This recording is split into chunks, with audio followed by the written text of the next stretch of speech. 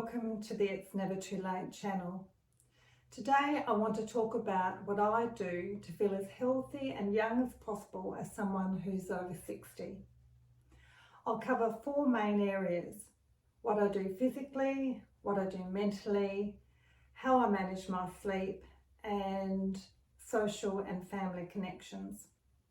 The first thing is physical health. I attribute to feeling good physically to my diet and exercise. I've done a video about my diet and exercise regime and I'll link that below. Essentially, I follow a low carbohydrate, high protein diet. My carbohydrates come from vegetables, mainly non-starchy, and I make sure I have sauerkraut almost every day to support my microbiome, and that's sauerkraut that I make. I don't consume sugar or junk food except on the rare occasion. I eat foods that increase the generation of nitric oxide through the vascular endothelial cells. That's by eating leafy greens and cruciferous vegetables in particular. And I avoid eating excess salt. Exercise also helps generate nitric oxide and thereby help to maintain the elasticity of blood vessels. Also, high salt levels in the diet increase uric acid levels, which is a marker associated with fat storage through the conversion of glucose, which the body can make, to fructose. Whilst there's an evolutionary reason for this pathway, it's not helpful to us now. And so I make sure I don't trigger that pathway in the first instance by consuming too much salt. And if I do, I make sure I drink lots of water. There's a lot to this area, and so I'll link a couple of YouTube videos where Professor Rick Johnson, who's done a lifetime of research in this area, as well as another YouTube where Dr. David Perlmutter talks about this with podcaster Dr. Casey Means. I try to eat plenty of vegetables and a wide variety of vegetables because I believe it's important for gut health.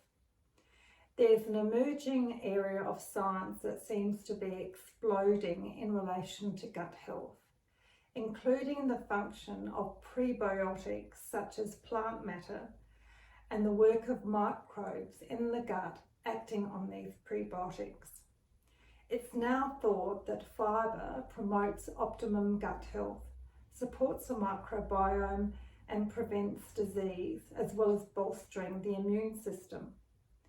The gut signals to the brain through the vagus nerve and creates neurotransmitter signalling to the brain, for example, serotonin.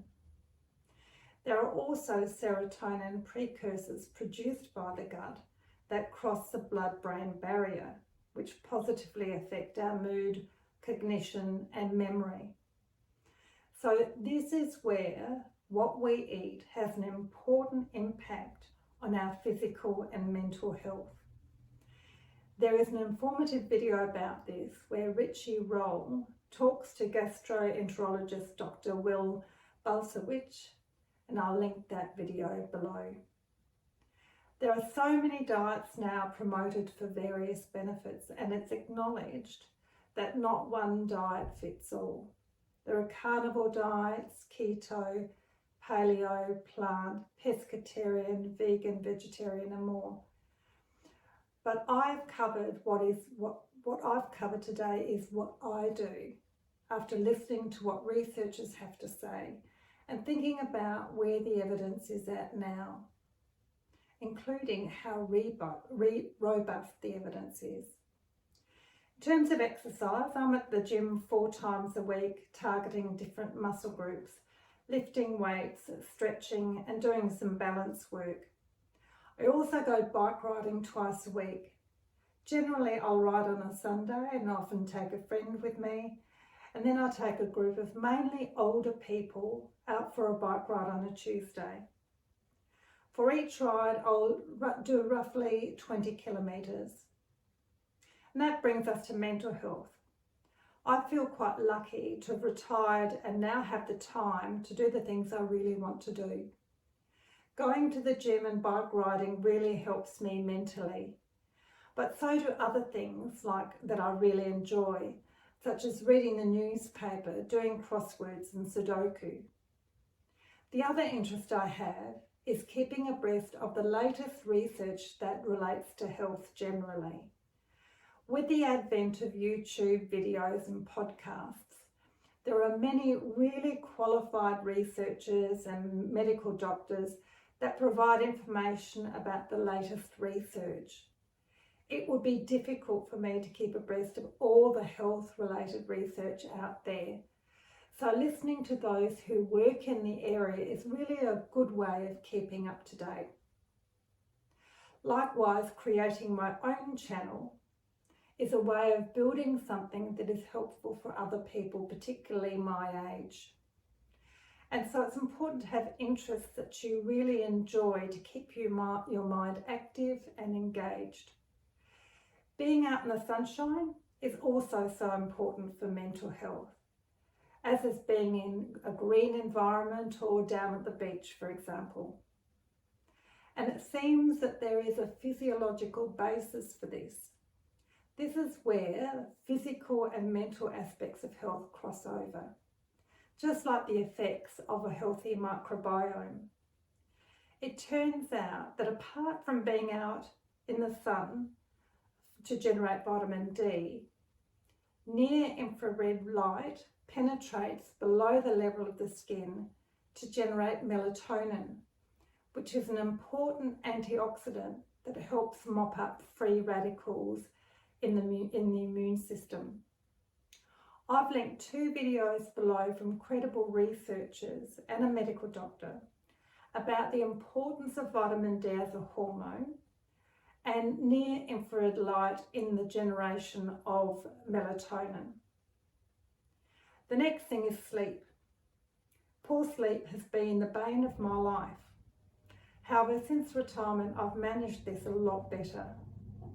I sit outside as soon as possible after I get up to get early morning sun exposure, and I try to get out into the sun throughout the day too.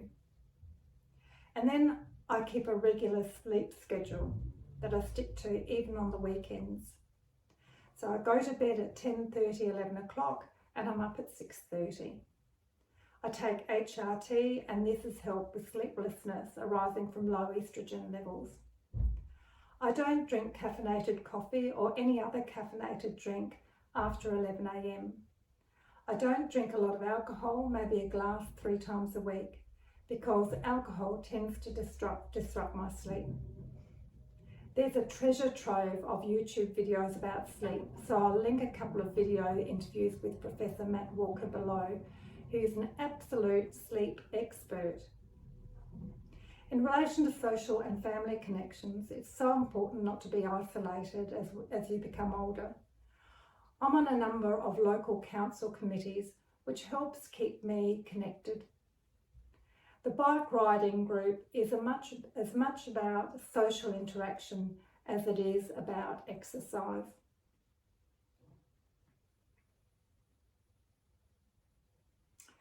And most importantly, I stay away from toxic people. If that's not possible, I will limit the interactions I have with them. And this is where social interaction intersects with mental health. The other thing is family connections. Those are the things that I think help keep me healthy and young or younger.